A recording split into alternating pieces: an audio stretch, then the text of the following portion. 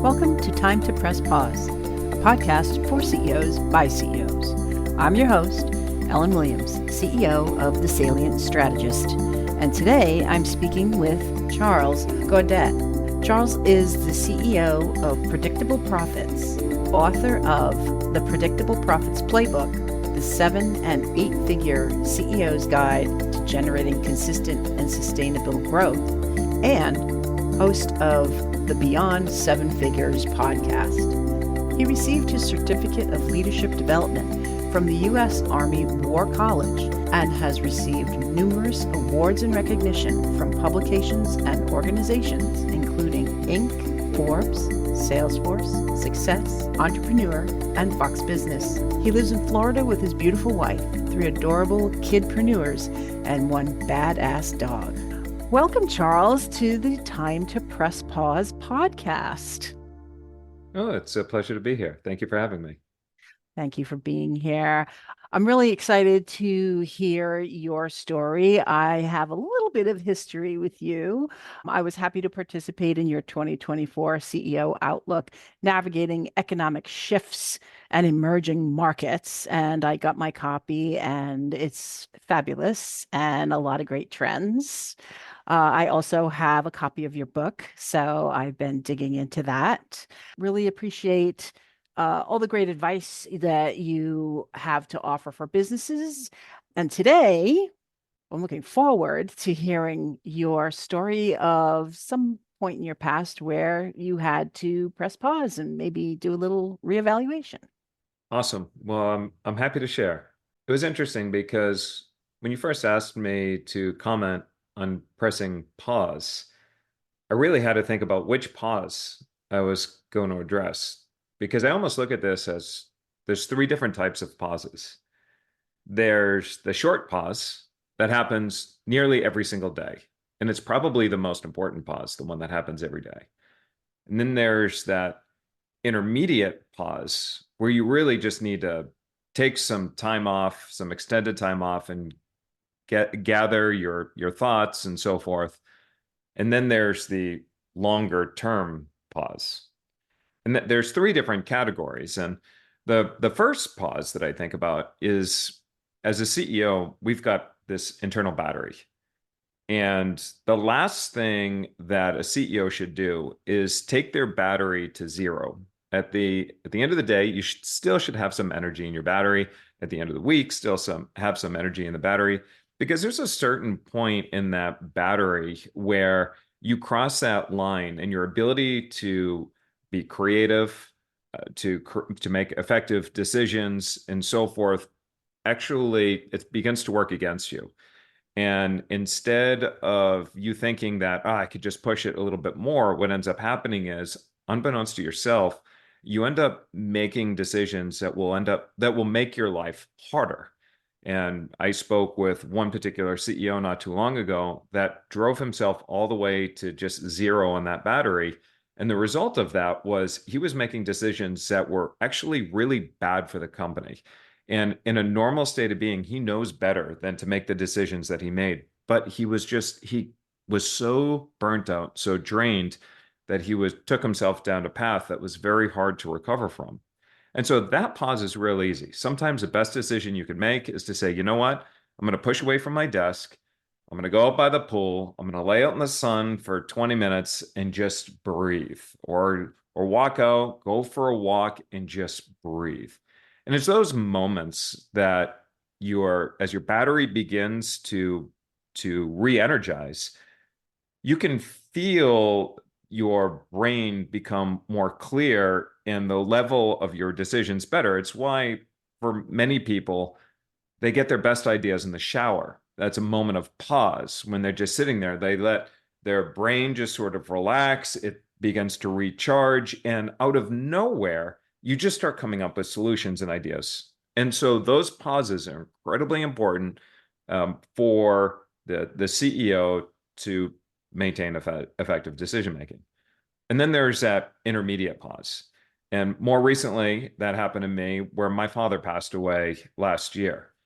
And I knew that I didn't have the mental capacity to make decisions that were great on behalf of my company, my clients, my employees, and so forth. So I needed that time to just take a pause and just sit with it and think about, my life and so forth. And those intermediate pauses almost always come after a period of challenge. Now, you'll know when it's time to get back into the seat when you're able to recenter yourself. And the best way that I've found to do that is to put yourself in a place of gratitude. Like even in 2020, when stuff hit the fan and whatnot, um, things were pretty difficult. But until you could put yourself in a place of gratitude where you know that every opportunity comes with it a challenge, and every challenge comes with an opportunity, and so forth, that center emotion, the most powerful emotion that humans have, is actually gratitude. It's not love. Love is an extreme. Hatred is an extreme. What's in the center is gratitude. And that's when you're able to just finally, and when you can get there and sit in this place of gratitude, that again allows you to have that clarity of thought to be more effective in your ability to make decisions. But then there's the other side. This is when you take a much more extended pause. And usually that's because something major happened where you've reached this inflection point in your business. 2020, for depending on the industry that you're in, for most people, I mean, it was a matter of just all of a sudden they wake up one morning, their life has changed, they can't go into the office, they may have lost clients, their pipeline has dried up and whatnot. Rather than immediately just react for such a massive, massive event, that's one of those things that it's like, okay, let's stop for a minute.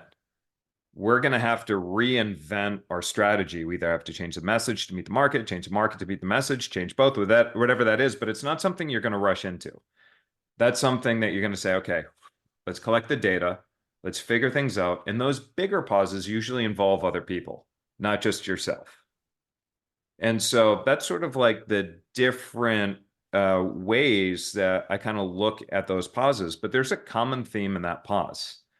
And that common theme, no matter which way it is, small, medium, or big pause, it all comes down to your ability to be an effective decision maker.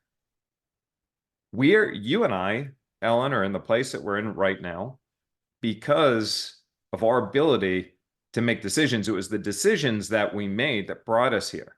Now, you might love where you're at, and that's awesome. And that's the decisions that you made that brought you there. Or maybe you're not quite as happy as you believe you should be.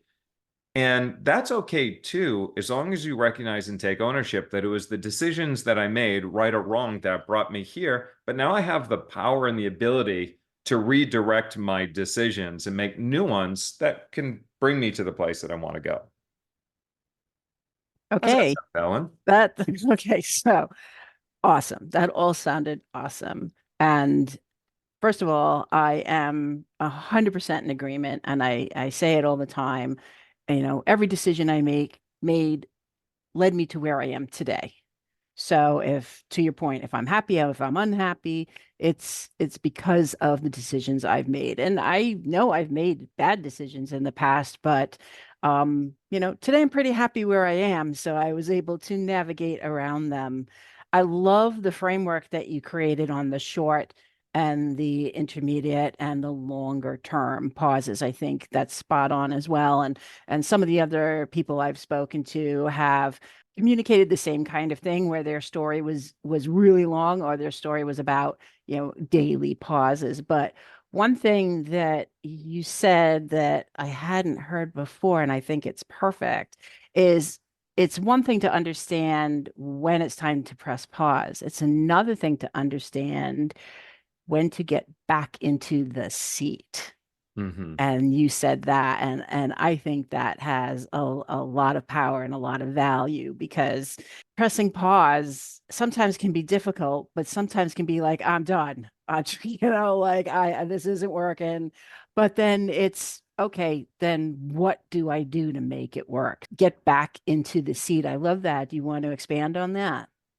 Sure. And thank you for that. What I found is that my company is Predictable Profits, right? That's the name of my company. And so people, when they come to me, they're expecting they're going to get strategies and systems and all this other stuff to continue growing their business and whatnot. So many of them actually find it surprising when they ask me for my most powerful strategy or my most powerful tool or whatnot. And my response is gratitude. And they're like, wait a minute. That sounds a little woo-woo and all that other fun stuff. I don't know if I Woo believe in woo. Woo woo. Is that a technical term? it. It is a technical term. But I realized, so I created my first multi-million-dollar business when I was 24, but at the same time, I was at the lowest emotional state that I had been in my life up to that point. And I ended up spending a lot of time in self-reflection. I invested hundreds of thousands of dollars in personal development. And as I started studying billionaires and centimillionaires and whatnot, I began to realize that for most of these people, they attribute their success to mindset. And so it was, well, how do I actually create a mindset that is powerful? As I looked for a powerful mindset and the commonalities, it came down to that of just gratitude. And so gratitude is important. Now, obviously, it's easy to be grateful when something wonderful happens in your life. It's like, of course, I'm super thankful for that. The hardest thing that's ever happened in my life to date is when my dad died. And I'm sitting in my office and I broke down. I'm crying, but tears are pouring down my face. I'm borderline hyperventilating. I'm a mess. But I said to myself, I'm not doing anything until I can find gratitude in the moment. Now, there's part of my brain that is saying, grateful. How can you be grateful? This is such an unfair situation. He never should have died. This is wrong. And there's no way to be grateful. You're out of your mind. Here's the one exception to the rule. But then the other part of me is like, Charlie, you've come too far to believe that you can't be grateful for this moment. Find that moment of gratitude. And so it was the longest I've ever had to be in that situation where I couldn't find the blessing. But I refused to get out of my seat until I could find the blessing in that moment. And then it dawned on me. And I'm like, you know what? Now, this is a story I told myself. We create our own stories. And my story was, you know what? Maybe dad had to do this because he wanted to work behind the scenes. He could do more help and support his family more and be there for us all more behind the scenes. And maybe he knew it was his time. Maybe he knew it was his time because he did the most he could while he was on earth. And now it's about helping us behind the scenes. And when I came up with that, all of a sudden it was like, wait a minute, that actually sounds like my dad. That sounds like something that he would do. It really does. And then, so I hung on to that story. And then as life went on, it was interesting because so many things began to happen that I'm like, you know what? That never would have happened if he was alive. Like there's definitely things that are going on that I believe that, it is that support. And I've made decisions that have been, that I wouldn't have made if he was alive. And so I'm more grateful, not necessarily that he died, but I'm grateful that he's there and supporting me in another way, in a spiritual way, or whatever that might be. So even in those moments of gratitude, what it did is, it allowed me to be a more powerful person.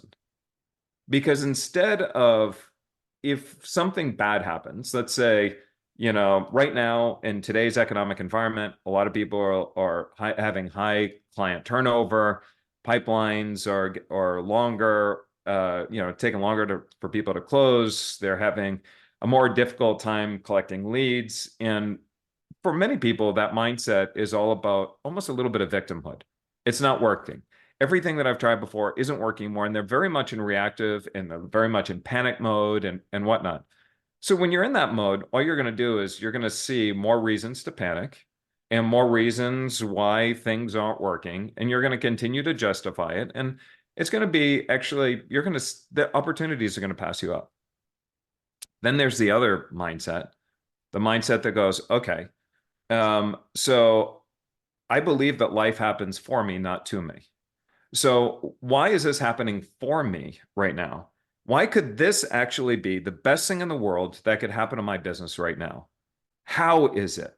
And instead of looking at all the reasons why things are bad, it's a problem, instead now we're looking for all the opportunities that currently exist in that moment.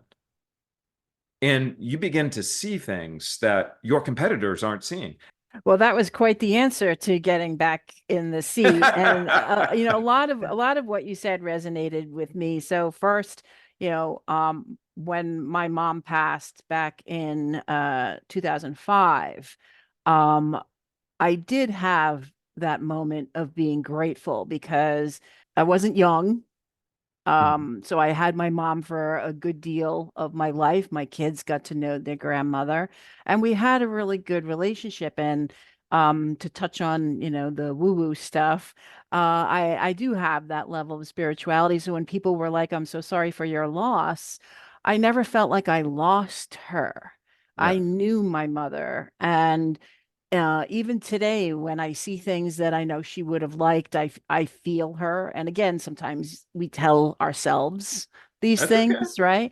Yeah. But I feel her, or I can hear what she would have said because I knew her for so long, and I knew her mannerisms, and I knew her the way she spoke. So I was grateful for having that longevity with my mother, Right. and I carry her forward. So that really resonated.